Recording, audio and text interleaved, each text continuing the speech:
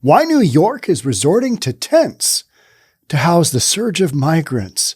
When I first read the headline of this article, I'm like, because there's so many. My next thought was, because there's no border policy at the southern border. All right. Let's take a peek. I'm game. Let's take a peek. Let's see what's going on. With over 10,000 asylum seekers crowding homeless shelters, the city will erect temporary structures to hold new arrivals for their first few days. They've outstripped their capacity. They've barely got capacity for their own homeless. And when you've got, a few thousand that get shipped up from the southern border, which we're told is, it's closed. We've been told by the Vice President of the United States that the southern border is secure. And yet New York City is in the process of come to America, live in a tent. Yeah. Back home, you actually probably had a house or some type of structure. Come to New York. How's that going to go in the middle of winter? Hey, we're going to give you a tent, middle of winter, New York City. That's not going to go well either, is it? No. New York's got this policy of always giving people shelter, no matter what. And the mayor has said, we may need to reimagine and revisit that whole policy thing. But in the meantime, we're still going to try and do it. If you're homeless, we guarantee you, housing for one night, just period. That might not be the housing that we advertised, but tents count. As migrants from Latin America poured into New York City this spring, the city tried to make space for them in its homeless shelters. It was not enough. It's New York Times. The whole concept is, we've been overrun with these illegal immigrants coming into our fair city. And yet, if you look at that issue, okay, let's go one step back. Where'd they come from?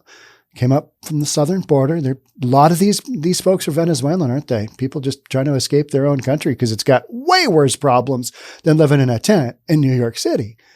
So you've got how many million will come through this year? How many million will come through the southern border? Just boom, boom, boom. If we didn't have that, do you think New York City would be, struggling? I think what these governors are doing from Texas and Florida. And now we've even got a mayor of a Democrat. He's a Democrat mayor in Texas. He's doing the same thing. He's like, hey, my town is overrun with these folks coming across the southern border. We got to get them. We got to push them somewhere because we're just totally overloaded. And that's what this is reflecting. In August, as Governor Greg Abbott of Texas sent buses of migrants directly to the city's main bus terminal, New York's Mayor Eric Adams started opening new shelters at a frantic pace. Not nearly as frantic as those coming across the southern border, though, right? No. Nearly 24 in 6 weeks. You got 24 in 6 weeks. All right, so that's outstripped by what? 15 minutes on the southern border? 20 minutes on the southern border of people coming through, ka-ching, ka-ching, ka-ching. 15 in just the past week. It has not been enough. Shocking. No, because when you have a couple million come through in a year, and last year you had, nearly the same number, those people got to go somewhere. Where are all of these people going? Where exactly are they going? Exactly are they being absorbed into? On Thursday, as the number of migrants in shelters soared above 10,000, Mr. Adams announced that the city would open emergency centers to temporarily house the new arrivals, including several barracks-like winterized tents. Okay, good. At least they're winterized. All right. They've got that coating on the outside. It's all good against snow and rain and sleet and all that. Winterized tents. It's not funny to make, fun of people living in a tent outside in the East Coast, just like here in Seattle. And living in a tent is a tough go in winter. But when you choose that lifestyle, that's one thing. These folks, they're trying to come to a better life because they've been told, hey, border's open. Come on in. It's go time. That's all they're doing. They're just trying to better their lives. And because we don't have a policy at the border that makes any sense at all, and we're actually told that it's closed, it's being managed just fine. Meanwhile, 50,000 more, illegal immigrants just run through the border. So we got these winterized tents the size of airplane hangars that will shelter single adults at a parking lot in the Bronx. Come to America, live in a winterized tent in the Bronx. This is not an everyday homeless crisis, but a humanitarian crisis that requires a different approach, he said in a statement. You wouldn't have this humanitarian crisis. You wouldn't have this homelessness crisis because now they don't have enough shelter for folks. I mean, you're going to be pushing out homeless New Yorkers that are actually residents to take care of the illegal immigrant population. Yes, that is literally what's happening in real time. The population of the city's main homeless shelter system is climbing faster than at any time in recent memory. Another shocking development? No, these folks got to go somewhere, right? When you just have that open border policy, hey, come on in, vote for us, vote Democrat. We love you. Since mid-May, it has jumped more than 25%. Since mid-May to nearly 58,000. That's the number of people in the New York City's homeless shelter system. In the past, it took years for such large increases to take place. Oh, again, are you shocked? No. This is what happens when you don't have a border policy and people come through willy-nilly. Just in the last week, they go somewhere, and guess what? I am totally on board with what the governors of these Republican states are doing. It makes total sense. They're sharing the love around. Hey, you said you could, you told everybody they could come in.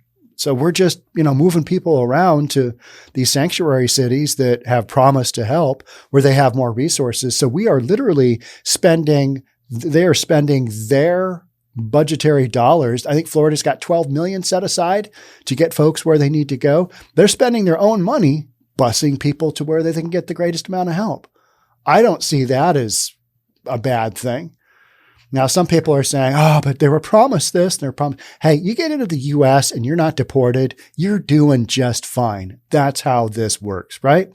Just in the last week, the shelter population has grown by more than 2,200.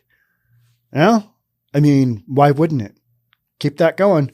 It's the only way you can put pressure on the issue that, hey, you can't have a border policy like you do now, is to make those who are embracing this policy understand, oh, there are consequences for this.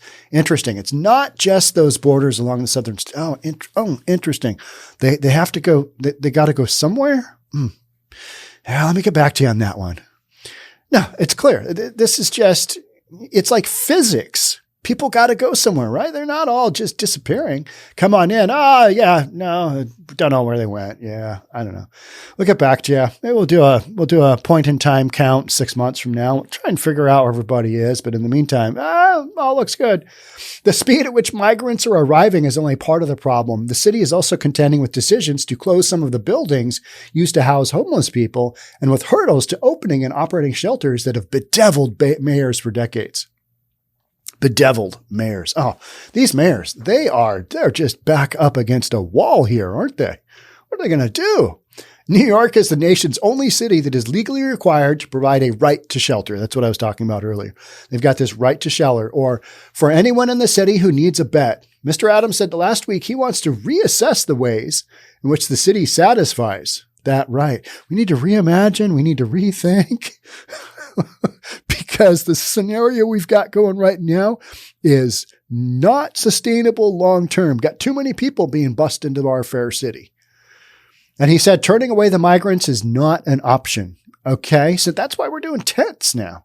All right. We can get them up quick.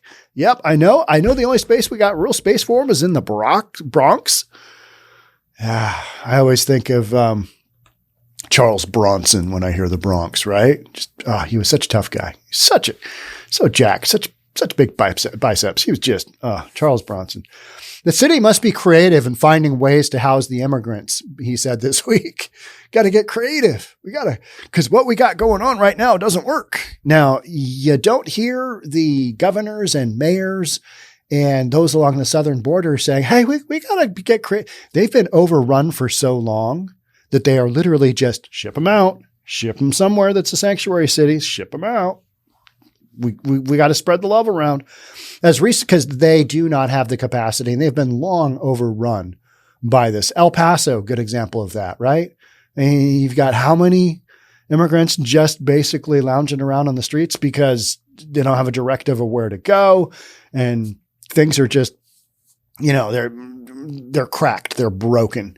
As recently as 2019, the city's homeless shelters held 4,000 more people than they do now, without having to resort to tents, or, as Mr. Adams said he was considering earlier this week, cruise ships. Hey, what's the capacity on your cruise ship there? All righty. Yeah. Got to take down it. Yeah, not that cruise to Alaska, though. No, we need to rent it for a week, and it's not going anywhere. I mean, okay. That's a stretch, isn't it? Cruise ships. How about we address the problem, which is that pesky southern border? Yeah, that's where this is headed, right? But it's impossible to simply turn the clock back to 2019. Well, it's 2022, and the issue is now. That's why we don't really care about turning the clock back to 2019. That's just not relevant. But this is the New York Times, so we got to live with it. The speed of the influx poses such a challenge because the shelter system is a collection of over 300 buildings of widely varied use, configuration, and condition. Vast majority of them are rented from private landlords and operated. Okay, yada, yada, yada, yada. Too many people coming across the border outstripped even your system of homelessness, which guarantees people shelter. By law, you have to. Otherwise, I think somebody hands out a ticket to the city of New York and says, you've been cited. You've been cited. You need to pay. Not a good city. Turning a building into a homeless shelter is not a simple process either. Well, okay, we don't care about that, and we've known about that. The issue is, too many people coming in. And these are the ones that are literally just being bussed in because they're not walking from the southern border. It's just, let's check out on our Uber app how long it would take to get an Uber. Oh, that's far. Yeah, that's not happening, right? It's not happening. So they're being sent there, bus after bus after bus. Every now and then, a little airplane ride into Martha's Vineyard. How about that airplane flight that was supposed to be a fake out? DeSantis did a fake out. Well, he did a couple of flights last week, and then he chartered a plane. It was originally headed to, or was it Biden's summer cottage, whatever that beach was. And they were going to fly into an airport about 20 miles away, and they're going to ship them all off to Biden's, town. And then it didn't happen. Everybody's all worked up. Well, where were all those immigrants that we were expecting? All 50 of them. Yeah. So you get 50 immigrants in Martha's Vineyard and everybody just goes tilt. Oh, this is abuse of humanity. It's like, no, just letting them run in willy-nilly without really much oversight. I mean, where are these people going to work? How are they going to get taken care of? Are they getting a social security number? Just, are they just handing them out right as they come through?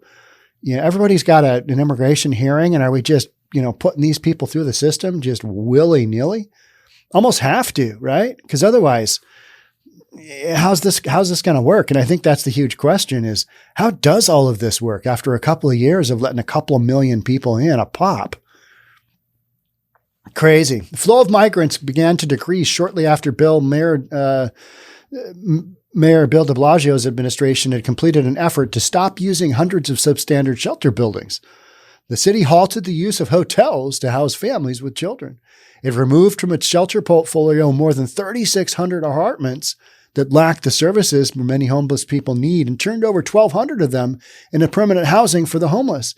So we've got these changes happening in New York's homeless system, but we don't really care about that. We're kind of like, all right, that's your problem.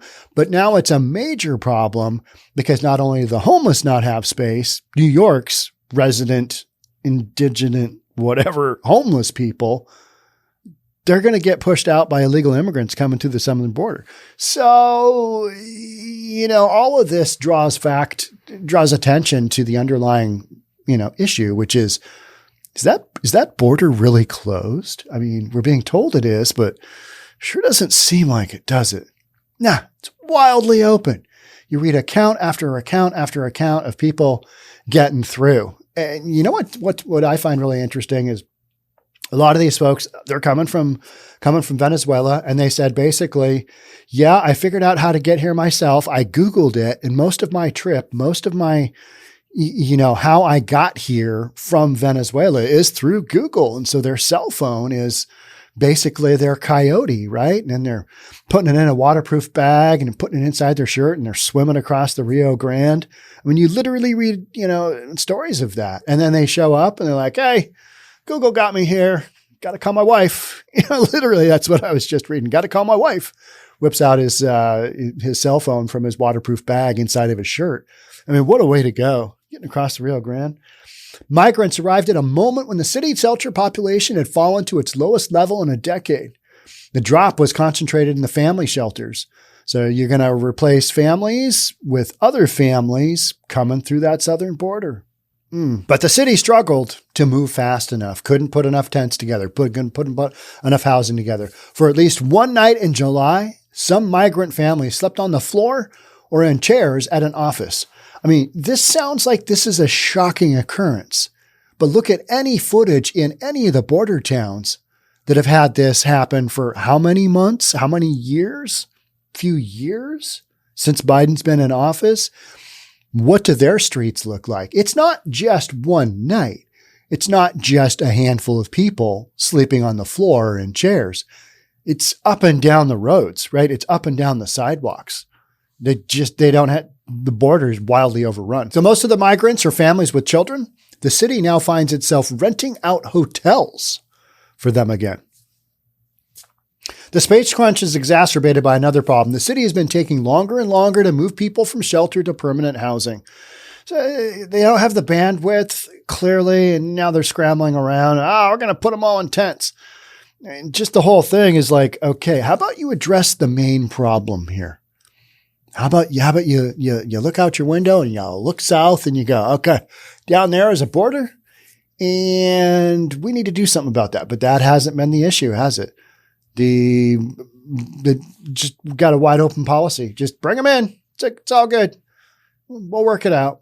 Well, we're finally getting to that point where the pushback is being felt. These governors sending these, bus loads and airplane flights and whatever else they can do to get folks to the cities that are going to take them, the sanctuary cities. These sanctuary cities are just going to go tilt. They're going tilt right now. I mean, we're hearing about it, right? Martha's Vineyard, what'd they do? They got the National Guard. And they sent 49 people. I read some accounts said 48, some said 49, some said 50, somewhere right around there. You got 50 people that came off of a couple of planes, right? And everybody just gets all worked up. A humanitarian crisis. Well, yeah, but this crisis started long ago when the southern border policy it's okay. Don't really need to worry about it. It's, border is such a, all-encompassing term.